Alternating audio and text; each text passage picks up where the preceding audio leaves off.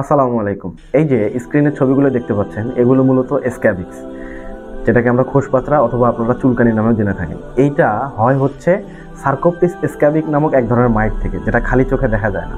দেখবেন যে বিশেষ করে আঙ্গুলের ভাঁজে, মেয়েদের ক্ষেত্রে বগলের নিচে বা ব্রেস্টের নিচ দিয়ে বা নিপলের আশেপাশে, এবং বাচ্চাদের ক্ষেত্রে নাভির চারপাশ দিয়ে হয়, এবং দেখা যায় যে আমাদের কাছের আশপাশ দিয়েও হয়।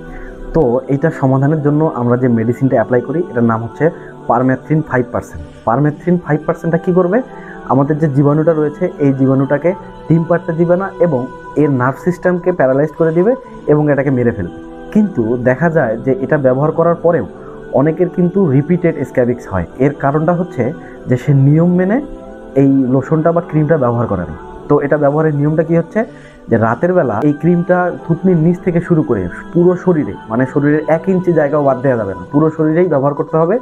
এবং আপনি যাদের সংস্পর্শে রয়েছেন, যেমন আপনার পরিবার, বা আপনি যদি হোস্টেলে থেকে থাকেন বা আপনি মাদ্রাসায় থেকে থাকেন, তাহলে প্রত্যেককেই এই ক্রিমটা ব্যবহার করতে হবে। এবং সকালবেলা উঠে এই যে কুসুম গরম পানি করে এটা ধুয়ে ফেলতে হবে। এবং আপনার যে ব্যবহৃত কাপড় চোপড়গুলো রয়েছে, বিশেষ করে বিছানার চাদর, বালিশের কাভার, এগুলো সকালবেলা একদম গরম পানি করে ধুয়ে ফেলতে হবে এবং খুব সুন্দর করে রোদে শুকাতে হবে।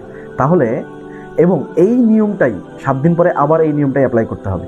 তাহলে ইনশাল্লাহ আশা করি যে আপনাদের স্ক্যাবিক্সের সমস্যাটা থাকবে না। এবং যদি প্রচুর পরিমাণে চুলকানি হয়, চুলকানির জন্য আপনারা একটা অ্যান্টি হিস্টামিন জাতীয় ওষুধ খেতে পারেন। বাজারে বিভিন্ন নামে পাওয়া যায়, আপনারা যে কোনো একটা খেতে পারেন। যদি এগুলোর পরেও যদি দেখা যায় যে স্ক্যাবিক্স ফিরে আসছে, তাহলে হয়তোবা অবশ্যই এটা ইনফেক্টেড স্ক্যাবিক্স। দেখা যাবে যে যেখান থেকে র্যাশ হয়েছে এবং চুলকানিটা হয়েছে, সেখানে সেই অ্যালার্জির গুটি গুটি জায়গা থেকে পুজের মতো হয়েছে। এবং এটার জন্য অবশ্যই সেই পুজকে ড্রেন করতে হবে এবং সুন্দর একটা ড্রেসিং করতে হবে এবং একটা ডাক্তারের সঙ্গে পরামর্শ করে ভালো একটা অ্যান্টিবায়োটিক খেতে হবে। আশা করি বুঝতে পেরেছেন। ধন্যবাদ সবাইকে। আসসালামু আলাইকুম।